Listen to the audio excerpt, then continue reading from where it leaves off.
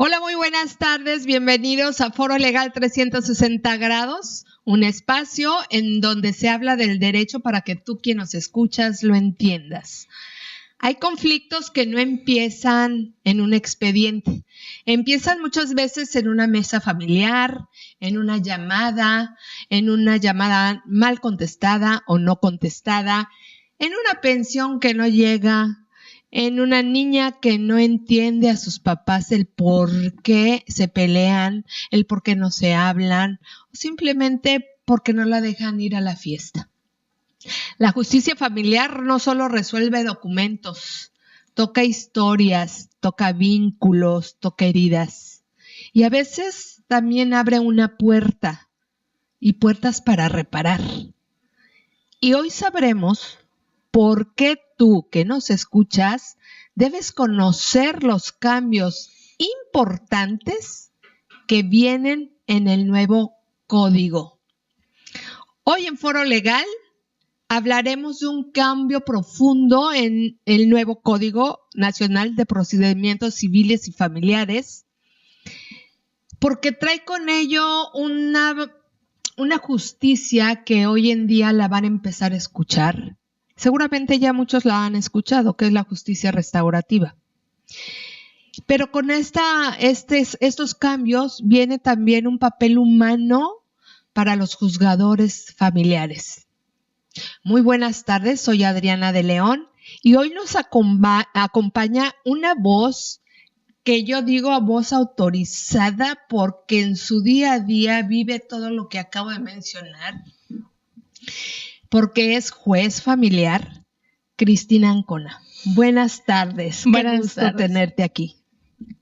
Buenas tardes, Adriana. Al contrario, te tengo que agradecer a ti la oportunidad de invitarme a platicar un ratito con tu foro respecto a estos cambios que está sufriendo la justicia familiar y que es muy importante que todos los ciudadanos tengan el contexto de lo que estamos haciendo en el Poder Judicial del Estado de Yucatán y que tú claramente lo has referido el día de hoy, esta transformación que está sufriendo el ámbito familiar, pero una transformación que te quiero comentar, si me lo permites, en el sentido de que no es algo nuevo. Nosotros en el Poder Judicial hemos tenido un largo caminar que tú misma conoces porque sé que eres mediadora y que este caminar empieza desde el 2010 con la entrada en vigor de la Ley de Mecanismos Alternativos de Solución de Controversias, la cual tuve el privilegio de ser la primera generación certificada en el organismo público y que nos dio esta apertura de entender que el derecho tenía que cambiar poco a poco. Esta transformación que se está dando, yo le llamo más bien la visibilización de lo que hemos realizado estos 16 años, ¿sí? Este caminar nos ha llegado al día de hoy y te ha tenido varios pasos que es importante que creo que conozca toda la sociedad. En el 2010 entra la mediación a nuestras vidas, esta cultura de la paz en la cual todos nosotros estamos inmersos como sociedad. No importa si seamos abogados, si no somos abogados, simple y sencillamente la cultura de la paz que debe mediar en todas nuestras vidas humanas, puesto que sin paz, pues desgraciadamente lo único que hay es conflicto, ¿sí? Así es. Entonces, ¿qué pasa? Llega la mediación a nuestras vidas y el Poder Judicial empieza a cambiar los chips de los juzgadores, de los impartidores de justicia y te lo puedo contar de la mano porque fue palpable todo el esfuerzo que se hizo para tener un centro estatal de solución de controversias. Yo veía uno de tus en vivo con las mediadoras, con Ana Lilia, tuve el placer de estar con esa generación donde te puedo asegurar que todas las mediadoras son excelentes personas, excelentes humanos y además capacitadas en las herramientas de la mediación. Pero ¿qué sucedió después? No nos podíamos quedar ahí sentadas. Y te voy a pedir, Adriana, que si necesitas callarme, me calles, ¿ah? Porque este es un tema que a mí me apasiona muchísimo, muchísimo. Pues fíjate que concuerdo contigo. A mí los mecanismos alternos es algo que me apasiona. Todos. Tan es así que solamente me falta por estudiar uno, que es el arbitraje, y que pues en donde me quieran, ahí voy a dar pláticas, ¿no? Y justo tú decías, todos los mediadores son buenas personas, pero voy a decir el por qué. Porque esta parte muchos abogados no lo entienden. Como que yo en lo particular siento que los abogados nos ven a nosotros como mediadores como una competencia. O en una competencia porque pues a lo mejor ellos en un litigio van a ganar más y uno pues les llega con el mecanismo de la mediación o la conciliación y dicen, no, espérate, me vas a quitar la chamba, ¿no? Y no es así. La mediación, desde el momento que le empiezas a estudiar, te cambia la vida, te cambia la manera de ver el conflicto.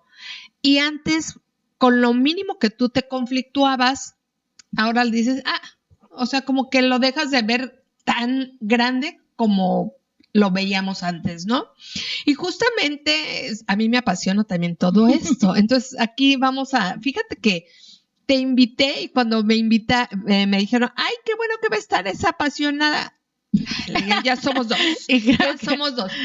Y quiero, fíjate, comentarte rápidamente, yo empecé a platicar de derecho familiar desde el mes de mayo. Okay. Invité a abogados litigantes en materia familiar, y decía, solamente me falta el juez y el magistrado. Y dijo, y calló, ¿no? Y entonces son visiones distintas. Claro. Y hasta la gente pregunta, oye, yo pensé que alimentos nada más se veía aquí. No, le dije yo, ahorita con la nueva ley van a haber cosas que no te imaginas para bien. Sin embargo, mucha gente, muchos abogados, y lo tengo que decir, no ven con buenos ojos estos mecanismos alternos. Les cuesta trabajo ese cambio de paradigma que tienen que tener sí o sí hoy por hoy. Empezando porque se tienen que preparar más.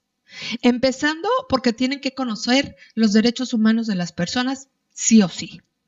Tienen que conocer de qué se trata la combinación de los mecanismos alternos con el derecho familiar. Y es ahí donde creo que tenemos mucho que hacer todavía.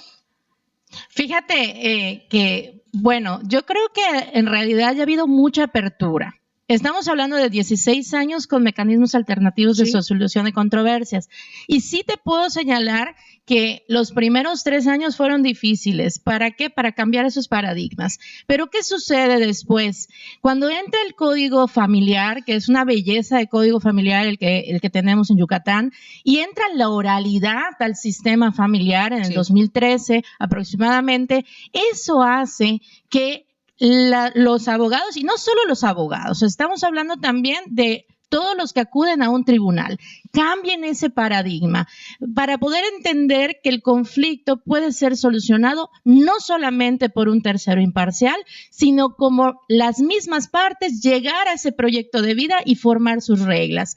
Sí hubo una renuencia, puede ser los primeros años, pero hoy por hoy yo estoy impresionada de todos los abogados que participan en el sistema familiar, donde hay esa apertura, y hoy precisamente les comentaba a los de mis audiencias, son ustedes el canal de la comunicación, ese canal de la comunicación que a veces ni siquiera tienes que ser mediador. Claro. El mediador trae unas herramientas y una preparación que hacen que obviamente fluya todo más rápido, pero todos como parte de una sociedad y como abogados que son como auxiliares de justicia, ese canal de comunicación hace que las personas ya hoy por hoy hayan comprendido que tener un conflicto no es el problema. El problema es tener la comunicación para llegar a buenos acuerdos para tratar de solucionar el conflicto. Claro. Y en este sentido, que hemos hablado de abogados, pero la gente que nos escucha a lo mejor no es abogado, ¿cómo le explicarías tú? ¿Te puedo hablar tú? Claro, adelante. ¿Cómo le explicarías tú el por qué es importante que la ciudadanía conozca que hay un cambio en el Código Nacional de Procedimientos Civiles y Familiares? Está muy largo el nombre, pero ¿cómo se lo explicarías? Mira, ¿y por qué es importante? Y yo creo que para explicar lo que está sucediendo es precisamente entender ¿qué está inmerso en la justicia familiar?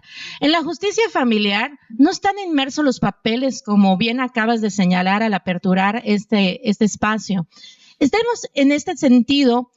Hoy por hoy nos olvidamos mucho de las estadísticas, de los números, y esto de verdad yo quiero señalarlo. ¿Por qué? Porque con la entrada en vigor del nuevo Código Nacional, publicado en 2023, nosotros tenemos hasta abril 2027, sí. Pero con este código, desde el año del 2023 a la fecha, nosotros estamos siendo capacitados. ¿Y en qué estamos siendo capacitados? En algo que veníamos haciendo, que desde el 2010 con la mediación lo veníamos haciendo, pero que hoy ha evolucionado y ha revolucionado, que es la justicia restaurativa. No, y sobre todo esto que acabas de decir, los jueces se tuvieron que poner a prepararse sobre los mecanismos alternos, porque había muchos que no lo eran y no entendían. Y te lo digo yo como mediadora, que yo hago los acuerdos, bueno, yo no, mis mediados hacen los acuerdos, yo nada más llego y los presento, pero sí había a veces mucha renuencia de los jueces en donde no aceptaban el convenio, y nosotros como mediadores decíamos, o sea, ¿por qué? O sea, porque simplemente lo voy a decir como tal. No veían esa ley de mecanismos alternos, de los beneficios que dan hasta para ustedes como jueces. Entonces, para mí era muy frustrante y yo decía, no puede ser, y no puede ser, hasta que ya vi que, bueno, 2 o 3 divorcios pasan y dices, bueno, ya hay una aceptación, pero luego me topo con que Fiscalía dice que no, y dices, ¿pero por qué? Si los que llegan a los acuerdos son los mediados. Y hoy en día estoy viendo que ya está esa capacitación, pero es reciente, no es de hace tiempo, es reciente con los jueces, pues nuevos, está bien. Y creo yo que tanto jueces como todos los que tienen el aparato de justicia se tienen que poner a estudiar todos estos. ¿Por qué?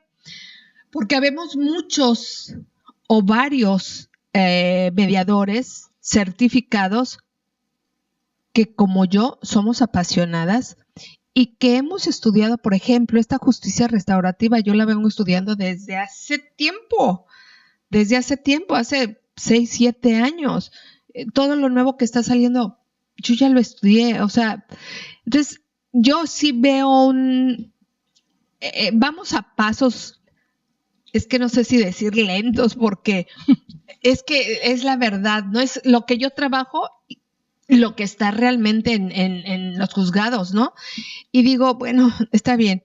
Entonces ya es ahorita el 4º curso que voy a tomar de justicia restaurativa. Entonces, casi digo, mira, tuerzo, pero está bien que aprendan, porque la justicia restaurativa no es cualquier cosa. Así es, pero fíjate de todo lo que acabas de mencionar, sí es cierto que fuimos a pasos no lentos, sino seguros. Empezamos con la mediación hace 16 años. Por eso, lentos pero seguros. Pero seguros. ¿Y qué pasó? Esos 16 años no es que no hubiéramos instaurado la justicia restaurativa. Nosotros hemos sido capacitados no solo en conocimientos. La gente del Poder Judicial con carrera judicial tenemos una capacitación en habilidades blandas y habilidades duras. ¿Sí? Y esas habilidades blandas nos ha hecho las personas que somos. Tenemos un código de ética que nos rige, claro, y que obviamente ahí podemos advertir muchas calidades humanas que han sido forjadas a lo largo de una carrera judicial. Entonces, esas habilidades blandas nosotros las pusimos en marcha desde los mecanismos alternativos. Por eso te comentaba que el hablar de transformación no me parece tan idóneo. Más bien, visibilizamos y, a mi parecer, le pusimos nombre y apellido a algo que realizamos en los juzgados todos los días. Nosotros llevamos 3 años ahorita y hace un mes nos certificamos como jueces especializados en justicia restaurativa. Y en esa especialización nos pudimos percatar que todo lo que nos enseñaron lo veníamos haciendo día a día en todas nuestras audiencias. La única diferencia es que no le poníamos el nombre, ¿sí? Y entonces el Código Nacional nos hizo en 3 artículos, 4 que no tienen... yo tengo en mente 4 ahorita, que son el 550, 584, 585 y 586. Hay uno más, pero lo habla muy someramente. Entonces, de la justicia restaurativa, 3 artículos y el 550 que nos remite. Esos 4 artículos nos dijeron: ahora es una obligación ponerle nombre y apellido. Y nosotros estamos felices. Te voy a explicar por qué. Porque lo vemos día a día. Esta justicia restaurativa sana el conflicto. Ya no arregla el conflicto, sana el conflicto. Ya no hablamos de hablar de arreglos que se materializan en situaciones, banales, por decirlo de alguna manera, sino que trabajamos precisamente con el daño que causó el hecho de llegar a un tribunal. Claro. Y fíjate que me encanta escucharte porque mi pregunta ahora es, ¿y la gente cómo responde a ello dentro del juzgado? Porque dentro de un juzgado la persona llega herida, llega rota, ya no sabes. Bueno, tú como juez me imagino que entras a la sala, desconoces de qué va a ser, si es la primera audiencia. Dices, ¿con qué me voy a encontrar? ¿Con una alma herida? ¿Con una persona rota? ¿Con una persona que no es escuchada? ¿Con una persona que solamente a veces necesita decir, ¿sabes qué? Te reconozco tal cosa. ¿Qué es lo que más llega a un juzgado? Fíjate que en un juzgado familiar llega de todo. Pero, contestando a tu pregunta, yo creo que la sociedad ha cambiado. Ha cambiado a raíz de los mecanismos alternativos de esta cultura de la paz a la que se le ha dado mucho apogeo y que en las salas de oralidad familiar yo te puedo decir, al iniciar la audiencia, nosotros los que estamos capacitados como certificados mediadores y también con todas las herramientas que tenemos, hemos logrado que las personas también se abran. Y cuando uno se abre, tú lo sabes. ¿Qué pasa? Empezamos a llevar a cabo esta justicia restaurativa, porque esta justicia restaurativa es muy sencilla de entender. Estas 3 R's de nuestra vida que van a permear de ahora en adelante y que tenemos que tener en nuestra cabeza siempre. El reconocimiento. El primer paso es reconocer. Reconocer dónde estuvimos mal, qué fallamos y si cometí algo que te dañó, lo reconozco.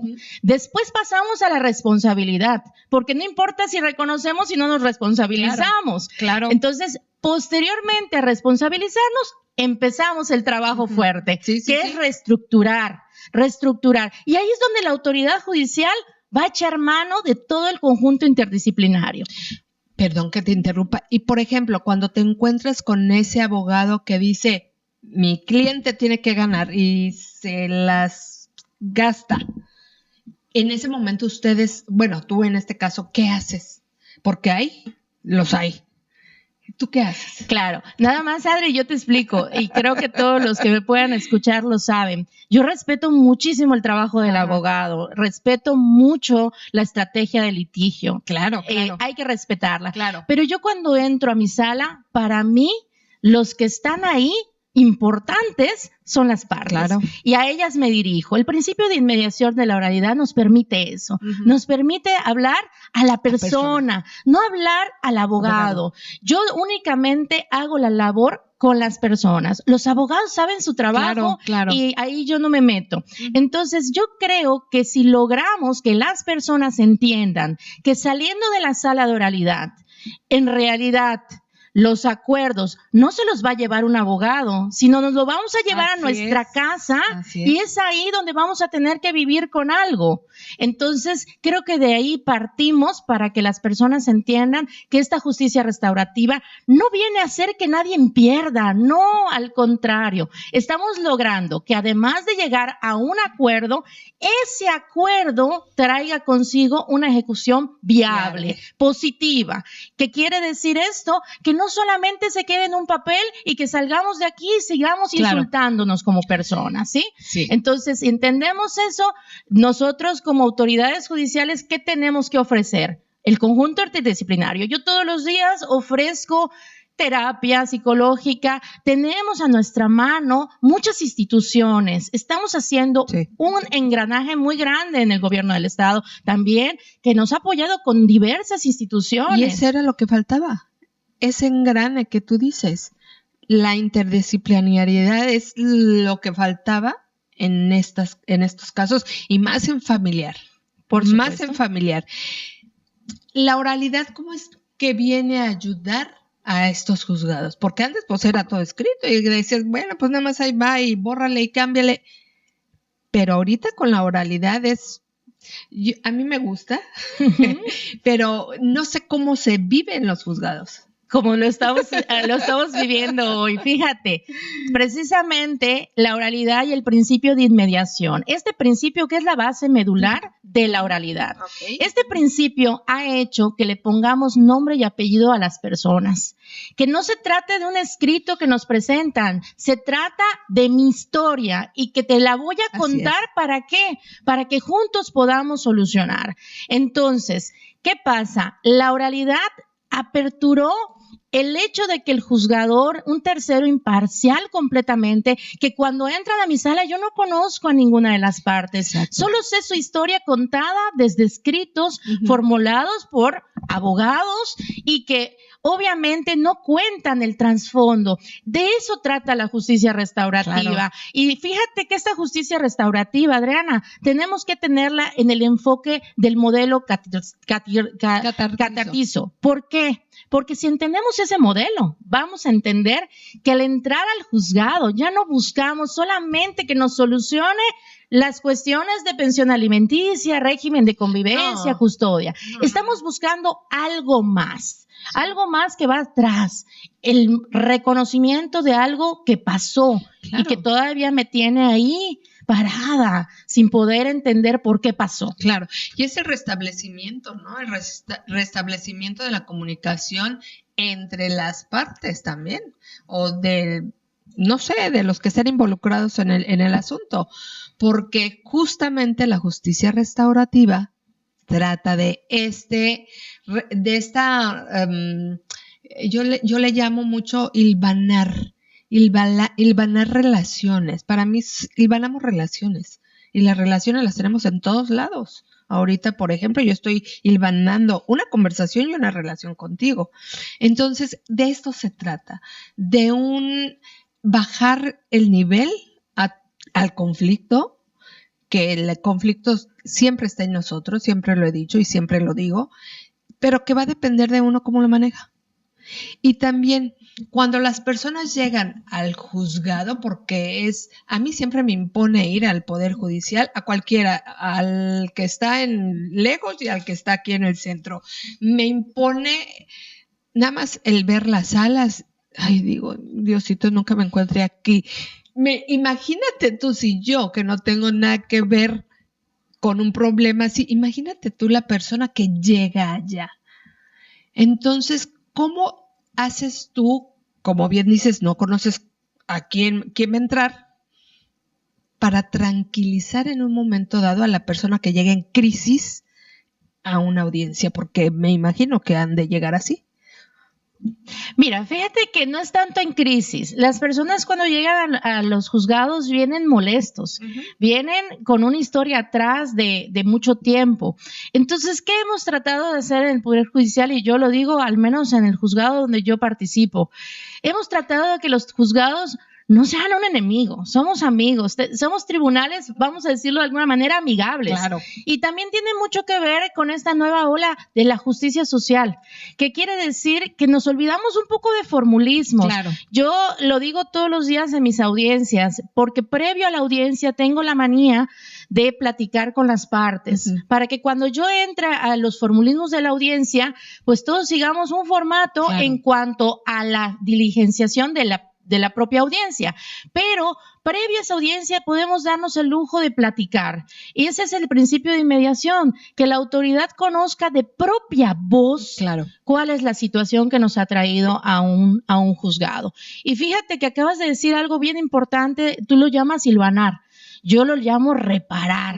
Estamos reparando de manera integral completamente. Si antes la justicia se veía como reparar asuntos en cuanto a la justicia legal, hoy por hoy estamos viendo las 4 vertientes. No solo lo jurídico, no solo lo humano, no solo lo pedagógico y también lo psicosocial. Y si trabajamos en toda esa reparación, fíjate lo importante que va a suceder. Tendremos ejecuciones de convenios que no se van a quedar a la mitad. Bueno. ¿Eso qué quiere decir? Que si nosotros logramos esa reparación integral, los juzgados no estaríamos llenos de procedimientos de ejecución. Correcto. Porque obviamente se lograron los convenios, pero ahí quedó. Claro. No hicimos un compromiso. ¿Para qué? Para reparar la situación. ¿Sí? Y fíjate que hemos estado hablando de justicia restaurativa, porque es lo más nuevo que viene en el código y hasta cierto punto llama la atención porque mucha gente dirá, bueno, ¿y eso qué es? ¿Cómo le explicarías tú o cómo le explicas tú en la audiencia o a la gente que nos escucha de manera muy ligera qué es la justicia restaurativa? Yo creo que precisamente lo diría de esta manera. Es sanar el daño causado por la ofensa. Y esta no es una definición mía, es precisamente del modelo que estamos hablando. Creo que lo dice tan claramente. Y creo que vamos a olvidarnos un poquito de juzgados. Yo te invito a reflexionar lo que sucede en tu casa o en la mía o en la de cualquier persona. ¿En la calle? Sí, todos los días estamos inmersos en las situaciones familiares. Llegamos y nuestro marido nos dice algo porque llegó cansado o nosotros mismos llegamos cansados y decimos algo. Y entonces toda la tarde nos pasamos molestos. ¿Qué pasaría? Yo creo que ese es un ejercicio muy importante. ¿Qué pasaría si yo me pongo a pensar, eso que dije, lo dije porque estoy muy cansado y no debí decirlo? Ahí ya empezamos. Fíjate cómo el modelo se está pactando. Ahí está la justicia restaurativa. Estoy empezando a reconocer que lo que dije a lo mejor no era lo que debía decir. Que lo dije porque estaba yo sumamente cansado, me agarró la lluvia, en fin, tuvimos muchos problemas en el juzgado. Pero ¿qué pasa después? Me responsabilizo. A ver, voy a ir a decirle a la otra persona que me disculpe. Que lo siento, que no debí decirlo. Ya estoy tomando la responsabilidad. Y entonces llego con la persona y le digo a mi marido, oye, discúlpame, ¿pero qué vamos a recibir? Muchas veces no vamos a recibir el consuelo de decir, te entiendo. Pero tenemos que tener esas herramientas también para poder entender que la otra persona también sintió un dolor. Ahí está la ofensa que tenemos que reparar. Entonces, esta justicia restaurativa es así de sencilla. Y otra cosa que también es importante decirlo, que esta justicia restaurativa viene a sumar a esta escucha de menores que también son importantes en un proceso, porque muchas veces se tomaban decisiones nada más porque los adultos decían y no eran tomados en cuenta los niños. Y esto nos va a permitir junto con la justicia terapéutica, hacer compañía de los menores. Y eso es algo que para mí, la verdad, me encanta, porque ya tienen voz los niños también. Claro, déjate de pensar que es algo importante. Yo creo que en la justicia familiar, hoy por hoy, los infantes están en primer lugar. Antes no. Hoy por hoy, los primero. infantes, los niños, niñas y adolescentes son lo que nos hace mover la maquinaria judicial. Y esto, sí, como tú bien dices, ¿viene a abonar? Sí, por supuesto que sí, en la participación. Ya no son escuchados, ellos participan íntegramente en el proceso que de alguna manera resolverá asuntos que tienen que ver con ellos. Entonces, precisamente con esta justicia restaurativa y la terapéutica, obviamente logramos muchos objetivos que antes no se lograban. Y con la participación de los niños nos podemos dar cuenta dónde vamos a trabajar más. Y esto tiene mucho que ver con la sociedad, Ariana. La sociedad es muy importante en la justicia familiar, porque estos asuntos que vemos diario, todos los días en los juzgados, van a impactar en nuestra sociedad. Y lo más importante, van a impactar en nuestras generaciones futuras. Entonces, por supuesto que sí, como bien dices, ha impactado también en la infancia, claro que sí. Y te quiero comentar, porque abriste ese cajón que también es otra de las cosas que me apasionan, que es la infancia. Hemos estado a base de mucha capacitación, mucha capacitación respecto a las infancias, respecto a esa participación que antes era un si quieres o no quieres, y hoy por hoy es una obligación en los juzgados. Y esa obligación también tiene que ir de la mano de los protocolos, ¿sí? Eso también tenemos que dejarlo súper claro, porque hay tiempos, hay momentos, y también hay que tomar las medidas para que esa participación sea positiva. Sí, ¿no? Y también qué herramienta de la justicia restaurativa vas a utilizar, porque hay que saber, hay que identificar, pues, que hay diferentes herramientas dentro de esta justicia restaurativa que muchos que nos están escuchando han de decir, bueno, la justicia restaurativa como tal es un proceso largo. Sí es cierto, sí, yo, bueno, soy la primera en decir sí. Hay meses que nos podemos llevar en un proceso de justicia restaurativa, pero va a depender del daño. Y 2, hay herramientas que podemos utilizar de la justicia restaurativa que pueden utilizarse dentro del juzgado, dentro de una escuela, dentro de una oficina.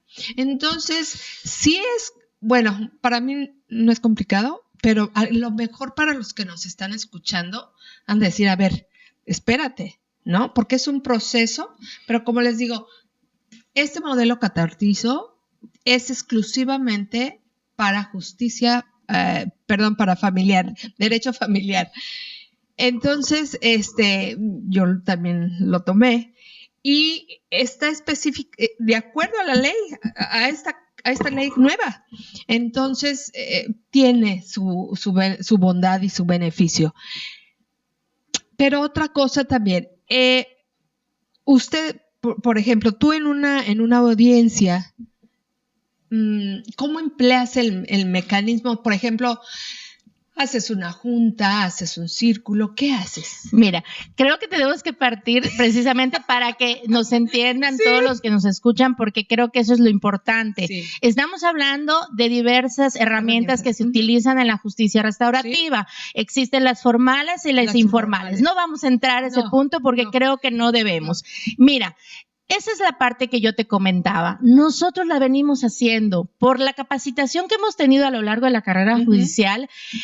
Venimos haciéndolo. Lo que pasa es que no le poníamos nombre. Ejemplo, este mapeo, que es una parte importante de la justicia restaurativa, la hacemos día a día, todos los días, en las audiencias orales. Yo llevo un aproximado de 5 o 6 audiencias orales diario.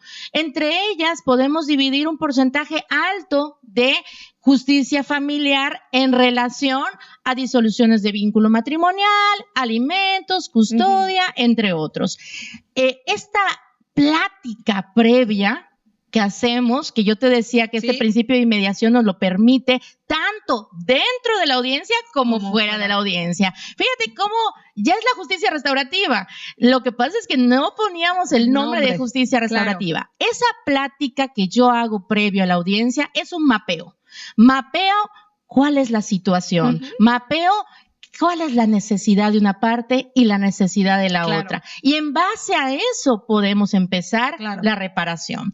Esta situación de las herramientas que tú señalas de la junta anticipada y todos los círculos y demás, son muchísimos. Sí. Hay que ir paso a paso, ¿sí? Para no revolvernos. Creo que es importante señalar este protocolo. Este protocolo salió publicado el 3 de junio. ¿Sí? Y este protocolo le pone nombre y apellido a lo que hacemos los jueces, pero ahora con directrices, con directrices y lineamientos. Y este protocolo, la verdad es que yo le he dado una ojeada y una ojeada y una ojeada y lo veo algo tan sencillo para toda la sociedad. No tienes que ser abogado, no tienes que litigar, no tienes que tener una licenciatura en nada. Este es un libro para entender desde la perspectiva social, completamente. Y aquí este protocolo, claramente, y la verdad es que es un logro maravilloso y de accesibilidad en una página, en la página del Tribunal Superior, está ahí para todos los gobernados, para todos los justiciables y para la gente que es la que tiene que entender de esto que estamos hablando.